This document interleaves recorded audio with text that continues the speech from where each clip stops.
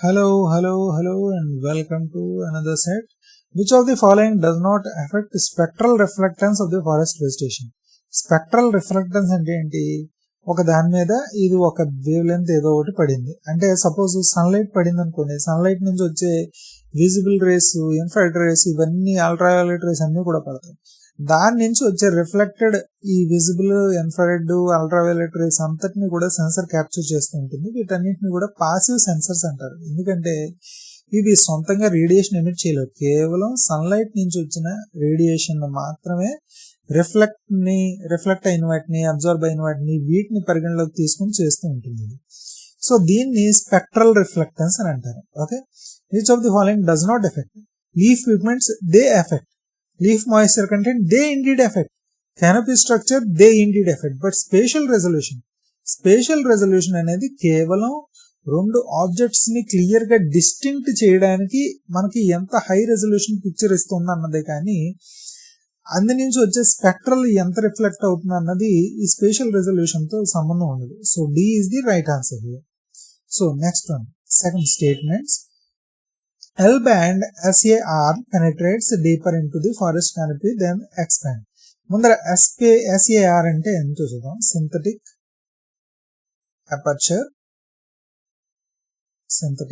Aperture radar. Okay, they emit microwaves. So అవంతా అవే microwaves అనేవి emit చేస్తూ ఉంటాయి. సో యాక్టివ్ సెన్సార్ అవంతా అవే చేస్తూ ఉంటాయి కాబట్టి యాక్టివ్ సెన్సార్. ఓకే, సో దీంట్లో వచ్చేసరికి రకరకాల బ్యాండ్ వేవ్ లెన్స్ అనేవి ఉంటూ ఉంటాయి. ఫస్ట్ వచ్చేసరికి ఎక్స్ బ్యాండ్, తర్వాత సి బ్యాండ్, తర్వాత ఎల్ బ్యాండ్, తర్వాత ఎస్ బ్యాండ్, తర్వాత పి బ్యాండ్. ఓకే, ఒక్కొక్క బ్యాండ్ పెరుగుతున్న కొద్దీ కూడా స్ట్రెంగ్త్ అనేది పెరుగుతూ ఉంటుంది ఆ బ్యాండ్ ఇది. Okay, strength increases, so penetration of those band wavelengths also increases. Okay, so దాన్ని బట్టి చూడండి, L band penetrates deeper into forest than X band. నిజమే, X, C, L ఎక్కువ ఉంది కాబట్టి L band. నిజమే. SAR can be used for the biomass estimation. ఈ bands అన్ని కూడా ఏంటి అంటేనండి, కెనోపీ నుంచి చూసినప్పుడు ఎంత వెజిటేషన్ ఉంది, ఎంత వెజిటేషన్ లేదు, రకరకాలవి లీఫ్ ఏరియా ఇండెక్స్ ఎంత, వాటర్ బాడీస్ ఎన్ని ఉన్నాయి, సాయిల్ మాయిశ్చర్ కంటెంట్ ఎంత ఉంది, ఇలాంటివన్నీ కూడా ఉపయోగపడుతూ ఉంటుంది. So SAR can be used for biomass estimation. SAR requires sunlight to operate. నేను ఇప్పుడే చెప్పాను కదా, synthetic aperture radar emits microwaves, they have the active sensor. So sunlight అవసరం లేదు దానికి. LiDAR can penetrate vegetation gaps to produce DTM. ఈ DTM అనేది ఒక డిజిటల్ ట్రయాంగులేషన్ మోడల్. ఓకేనండి, సో ఒక సంథింగ్ ఒక ఫారెస్ట్ ఏరియా ఇదిలో ఉంది, దాన్ని ట్రయాంగులేషన్ చేసేస్తుంది. ఆ షేప్స్ అన్ని కూడా ట్రయాంగిల్ చేసి ఒక షేప్స్ అని తీసుకొస్తూ ఉంటుంది. Okay, so lidar can penetrate western gas, నిజమే ఇదంతా. సో 1, 2, 4 అది right answers. Next one, thermal IR ఎంత, నియర్ IR ఎంత, మైక్రోవేవ్ ఎంత. సో వేవ్ లెంత్ పరంగా చూసుకుంటే కానండి, thermal IR near IR less than thermal IR less than microwave. అన్నిటికన్నా మైక్రోవేవ్ ఎక్కువ ఉంటుంది ముందర. సో సి ఈజ్ దీంట్లో చూడండి 3, తర్వాత థర్మల్ ఉండాలి. A is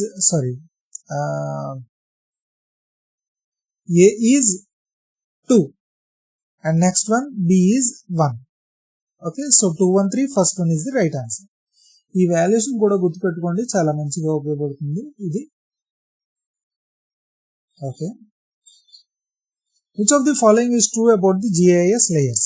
Raster layers cannot contain attribute tables. Vector layers support topological relationships. Raster layers cannot represent continuous data. Vector layers cannot store categorical information. So దీంట్లో వచ్చేసరికి అసలు రాస్టర్ లేయర్ అంటే ఏంటి, vector layer అంటే ఏంటి అని చూద్దామండి. ఓకే, సో ఒక మ్యాప్ తీసుకున్నారు, ఆ మ్యాప్ని మీరు ArcGIS లో ఇంపోర్ట్ చేసుకున్నారు. ఇంపోర్ట్ చేసుకున్న తర్వాత అది ArcGIS అనేది ఒక సాఫ్ట్వేర్. సో దాంట్లో మీరు ఏం చేస్తారు, కొన్ని రకాల వాటికి పాయింట్స్తో డినోట్ చేస్తారు. ఓకే, కొన్ని రకాలని లైన్స్ తో డినోట్ చేస్తాం, కొన్ని రకాలని రెక్టాంగిల్స్ లేకపోతే వివిధ ర్యాండమ్ షేప్స్ తో డినోట్ చేస్తూ ఉంటాం. ఇవన్నీ కూడా డినోట్ చేసినప్పుడు వెక్టర్స్ కింద స్టోర్ అవుతూ ఉంటాయి. పాయింట్స్, షేప్ ఇన్ఫర్మేషన్ ఇవన్నీ కూడా వెక్టర్ కింద స్టోర్ అవుతూ ఉంటుంది. సో స్టోర్ అయినప్పుడు ఏం చేస్తుంది, ఈ పాయింట్ నుంచి ఈ దీనికి, ఈ పాయింట్ నుంచి దీనికి, ఈ పాయింట్ నుంచి దీనికి, దీని నుంచి దీనికి, ప్రతి దానికి కూడా స్పేషల్ రిలేషన్షిప్ అన్ని కూడా మెయింటైన్ చేసుకుంటూ వెక్టర్ ఫార్మాట్ లో స్టోర్ చేసుకుంటుంది.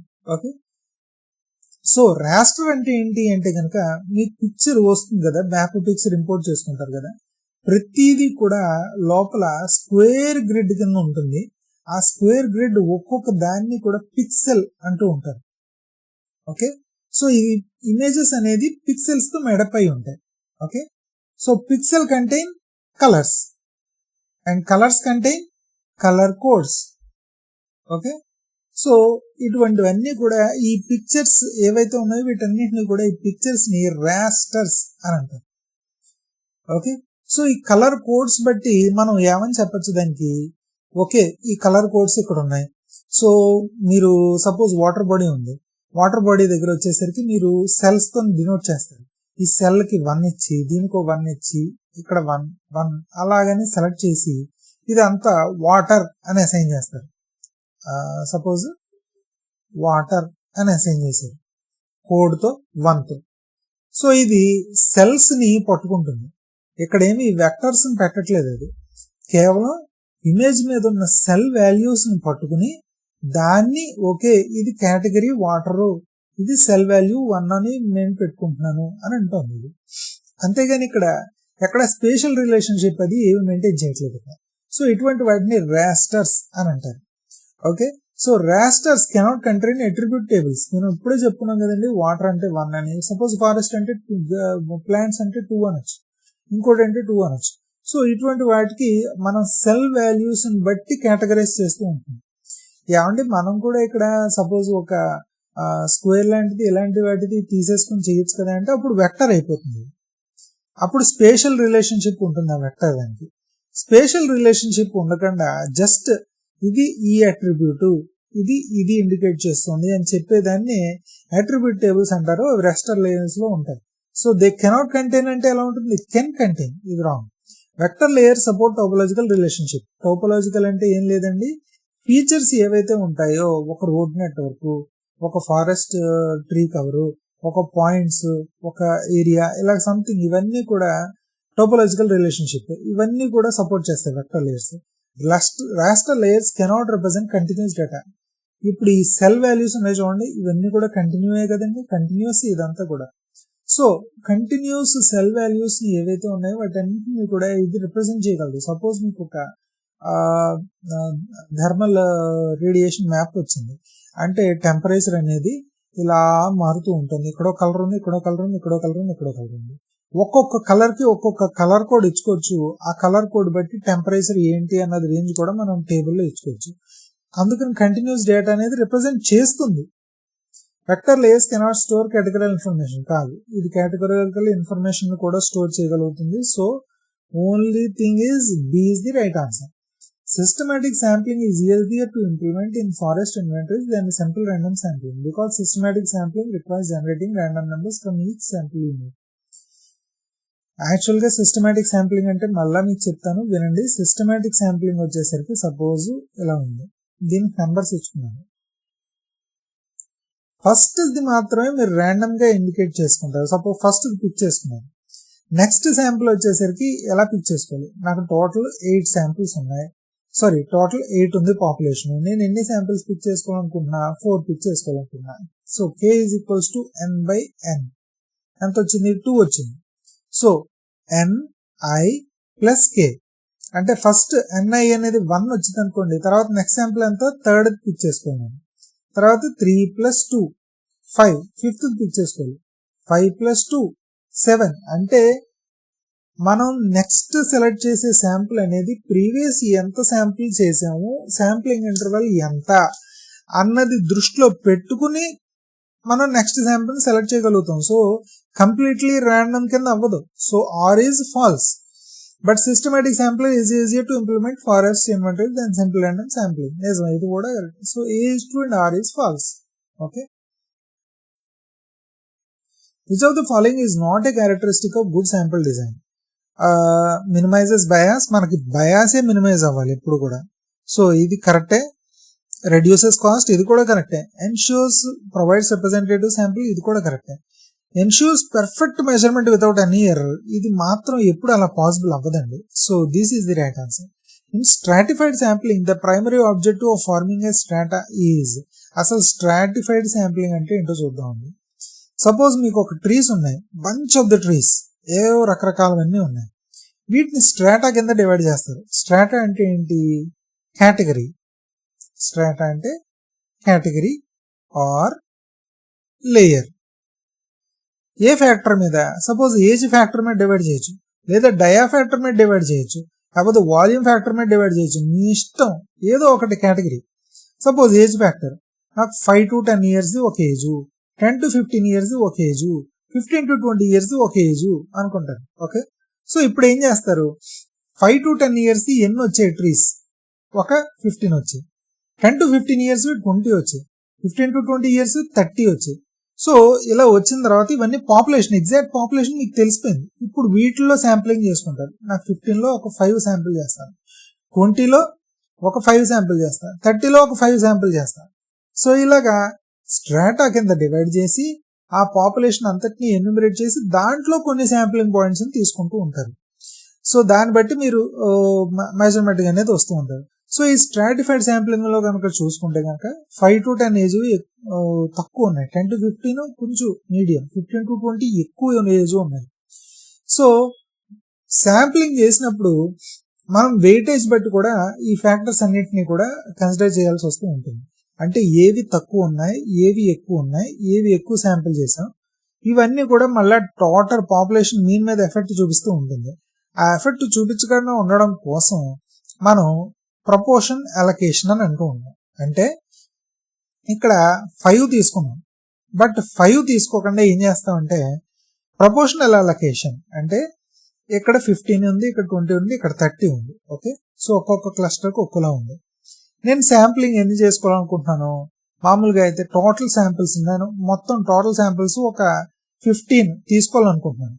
15లో ఇవన్నీ తీసుకోవాలి అని చూస్తే కనుక సపోజ్ 15 డివైడెడ్ బై, అంటే ఈ cluster divided by 15, 20, 35, 35, 30, 65. Okay, 65 into ఎన్నైతే శాంప్లింగ్ యూనిట్స్ తీసుకోవాలనుకున్నాను 15.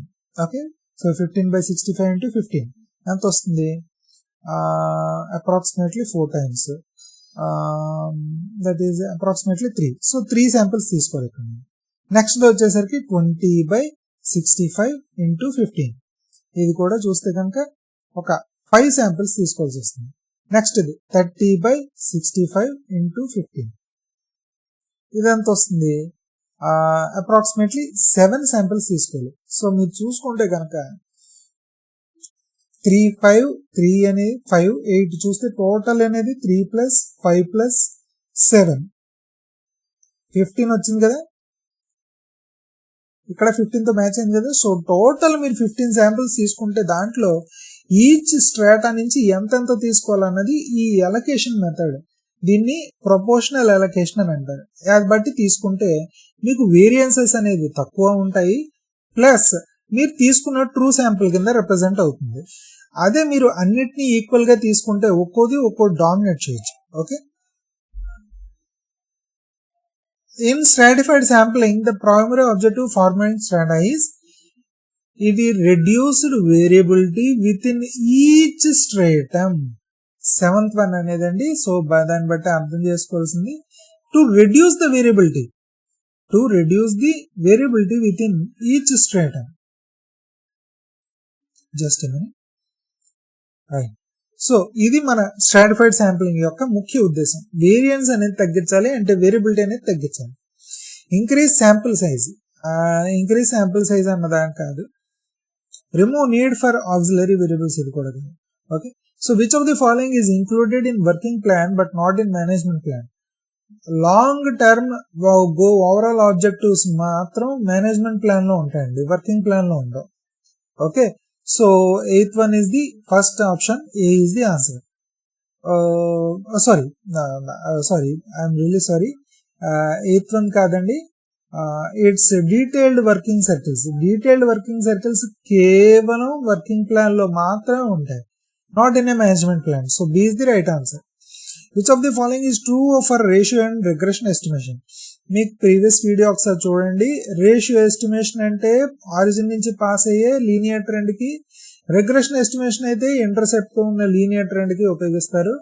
సో ఇది రిగ్రెషన్ ఎస్టిమేషన్, ఇది ratio estimation. Okay, which of the following is true అంటే ratio use straight line model, regression uses proportion model. Ratio gives, so estimation gives lower variance, and ratio estimation requires uncorrelated variables, correlated variables ఉండాలి. Regression estimation allows negative intercept, ఇది కాదు. Ratio estimation always gives lower variance, ఇది guarantee ఏం కాదు. So ratio is this what do you call as straight line model, and what do you call just a minute. Ratio is a straight line model. Just a minute, I am sorry. Regression estimates allows the negative intercept is the right answer. మిగిలినవన్నీ కూడా తప్పు.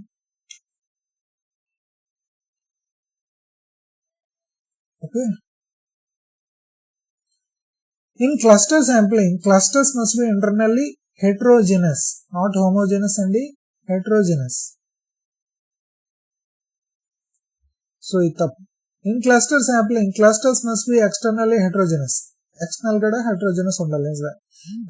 Cluster sampling reduces but increases variation. మీకు sampling అన్నిటిలోనూ గుర్తుపెట్టుకోండి, stratified sampling తప్ప మిగిలిన అన్ని కూడా వేరియన్స్ ని ఇంక్రీజ్ చేస్తూ ఉంటాయి. Stratified sampling only decreases variance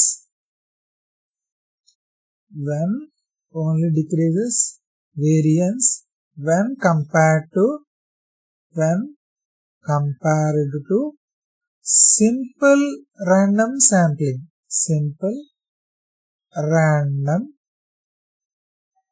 sampling. Okay, so cluster sampling is suitable when access is difficult. ఇది కూడా కరెక్టే. So 2, 3, 4 are the right answers. Okay, next one. And which of the following is primary advantage of LiDAR in the forest inventories? It's generation of highly accurate and calibrate height models. NDVI అంటే normalized difference vegetation index ranges between -1 to +1. నిజమే. NDI increases with more chlorophyll. నిజమే. NDVI uses NIR and red bands, not green. So third is wrong. NDVI is insensitive to soil background. ఇది కూడా correct కాదు. They are sensitive to soil background. So 1 and 2 are the right answers. Next one. Match the satellite with its primary action. Cartosat ఎప్పుడు కూడా మీకు వచ్చేసరికి land use కు ఉపయోగపడుతూ ఉంటుంది. TIRS అన్నాడంటే గుర్తుపెట్టుకోండి, థర్మల్ అని అర్థం. సో థర్మల్ అంటే టెంపరేచర్, B is 1. రీసాట్ వచ్చేసరికి ఇదొక సింథటిక్ అపర్చర్ రాడార్ మైక్రోవేవ్స్ తో ఉంటుంది. సో రీసాట్ వచ్చేసరికి C is 3, A is 2. So A2, B1, 3, C3.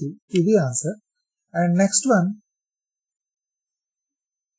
Which of the following is not an element of GIS data model? Vector, it's an element. Raster, ఇది కరెక్టే. It's part of the RS, remote sensing, but not part of the GIS. Stratified sampling improves estimator precision. Stratified sampling నిజమే, కరెక్టే. Because strata are deliberately made more heterogeneous. Heterogeneous అవదండి, homogeneous అవుతుంది. Strata అనేది మీకు చెప్పాను కదా ఇందాకే, స్ట్రాటా అంటే ఒక కేటగిరీ బట్టి డివైడ్ చేస్తూ ఉంటారు మీరు. ఓకే, సో స్ట్రాటా అనేది కేటగిరీ బట్టి డివైడ్ చేస్తున్నప్పుడు హెట్రోజెనస్ ఎలా అవుతుంది, హోమోజెనస్ చేసేస్తున్నారు అక్కడే మీరు, ఈ ఏజ్ గ్రూప్ వాళ్ళు ఈ ఏజ్ గ్రూప్ వాళ్ళను. So A is true and R is false. In systematic sampling the sampling interval is different. దాని నుంచి మీకు మొత్తుకుంటూ చెప్తున్నాను, K is n/n. Which of the following is true regarding a working plan? It is advisory and optional. కాదు, it's a mandatory. It is mandatory and legally enforceable. It is valid for 10 years only. It is approved by State Forest Department. The Ministry of Environment and Forest చేస్తారు. So B is the right answer. Ratio estimation is most suitable when ఎప్పుడు origin నుంచి pass అవ్వాలి. ఆ regression line origin నుంచి pass అయితే లేకపోతే correlation ఎక్కువ ఉంటే అప్పుడు రేషియో ఎస్టిమేషన్ అనేది అవుతూ ఉంటుంది. సో దీంట్లో ఏముంది ఆన్సర్?